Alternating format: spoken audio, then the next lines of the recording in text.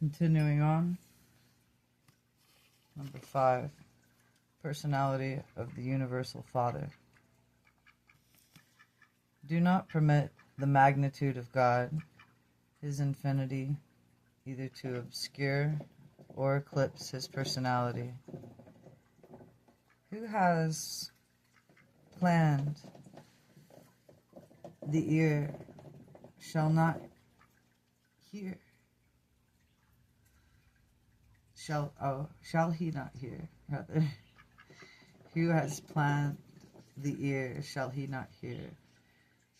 He who formed the eye, shall he not see? The Universal Father is the acme of divine personality. He is the origin and destiny of personality throughout all creation. God is both the infinite and personal. He is the infinite personality. God is truly a personality, notwithstanding that the infinity of His person places Him forever beyond the full comprehension of material infinite beings. God is much more than a personality, as personality is understood by the human mind. He is even far more than any possible concept of superpersonality.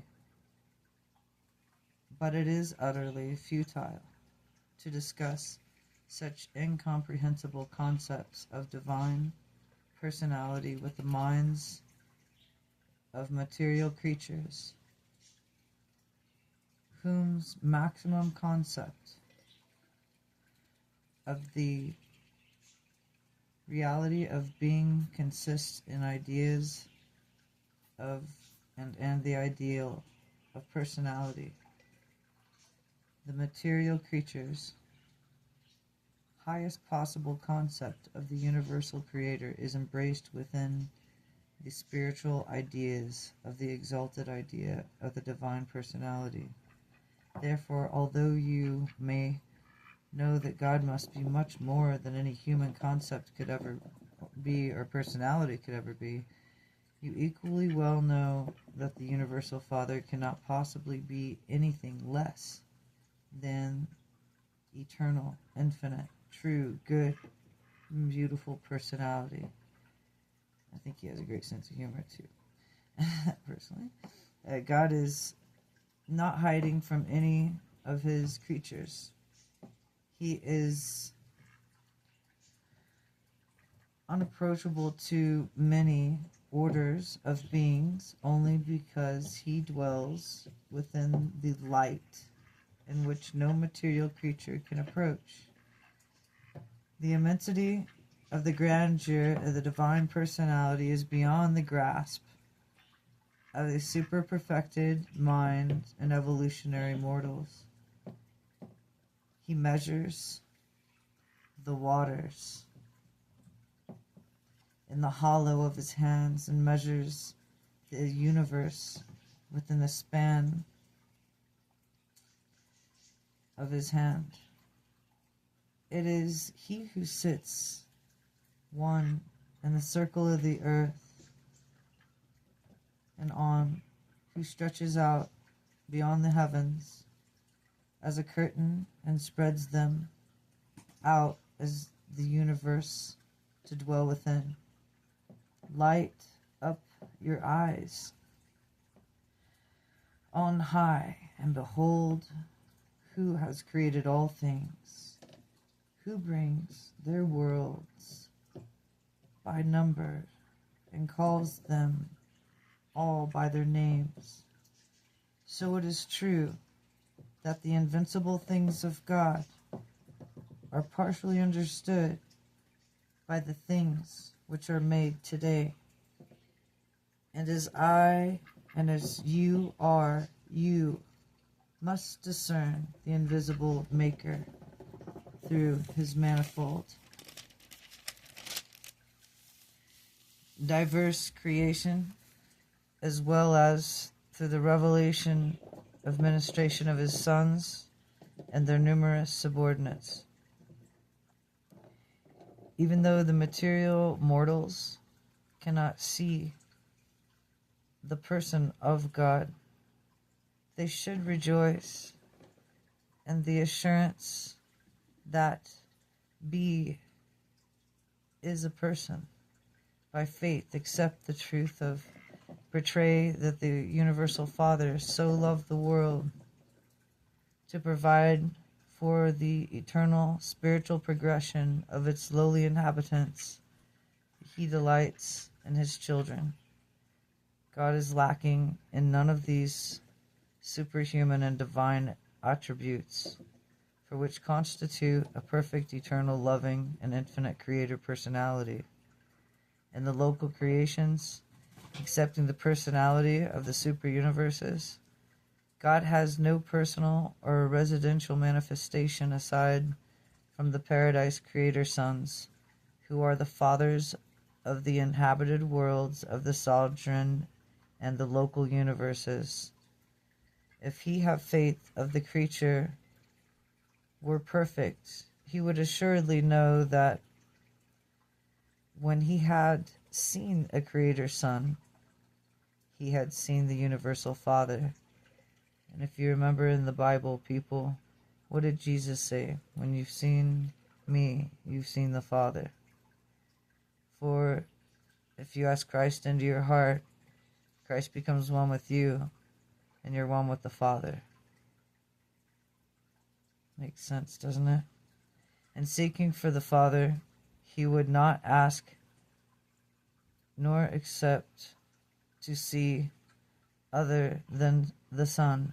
Mortal man simply cannot see God until he achieves completed spirit transformation and actually attains paradise.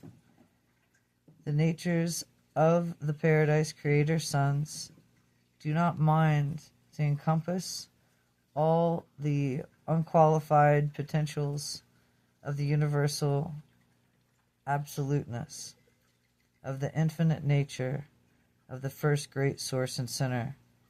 But the universal Father is in every way divinely present in the creator sons. I would say so. He was really divinely present in Jesus. Beautiful. And provided so much and brought the dead back to life. Definitely one with his creator son there. The Father and his sons are one.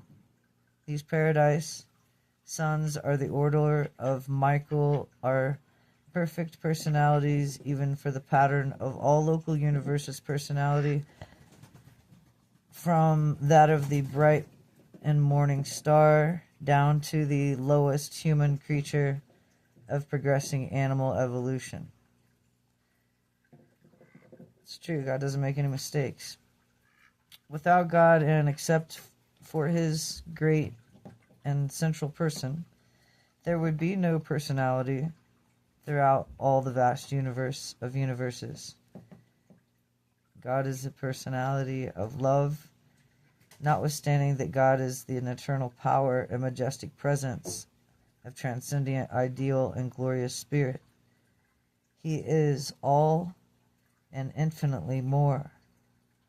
Nonetheless, he is truly an everlastingly perfect creator personality, a person who can know and be known, who can love and be loved, and one who can befriend us, while you can be known as other humans have been known, as the friend of God. He is a real spirit and a spiritual reality. I would say he's my true best friend. As he should be all of our best friends, right? As we see the universal Father revealed throughout his universe, as we discern his indwelling, his myriads of creatures. Must be a lot when you say myriads, right? And we behold him in the persons of his sovereign sons, and we continue to sense his divine presence here and there, near and afar. Let us not doubt nor question his personality or primacy. Notwithstanding all these far-flung distributions, he remains a true person. I would say so. The best. Even when he's told me no. That's for a reason. And everlasting maintains personal connection with his countless host of his creatures scattered throughout the universe of universes. The idea of the personality of the Universal Father is an enlarged and truer conception of God, which has come to mankind chiefly through revelation, reason, wisdom, and religious experiences, all infer and imply the personality of God. But they do not alter or validate it. Even in the indwelling thought adjuster is a pre-personal. The truth and the maturity of any religion is directly proportionately to its concept of the infinite and personality of God, and it is to grasp of the absolute unity of deity. The idea of a personal deity becomes then the measure of the religious maturity after religion has first formulated the concept of the unity of God.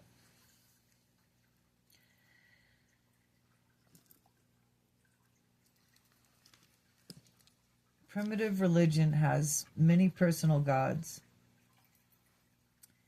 They were fashioned in the image of man. Revelation affirms the validity of the personality concept of God, which is mercifully possible to the scientific postulate in the first cause, and it's only pervasively suggested in the philosophical idea of universal unity. Only by personality approach can any person begin to comprehend the unity of God. It's true, that's how we comprehend our family members, is by personality. To deny the personality of the first source and center leaves us one with the choice of two philosophic dilemmas: materialism and pantheism.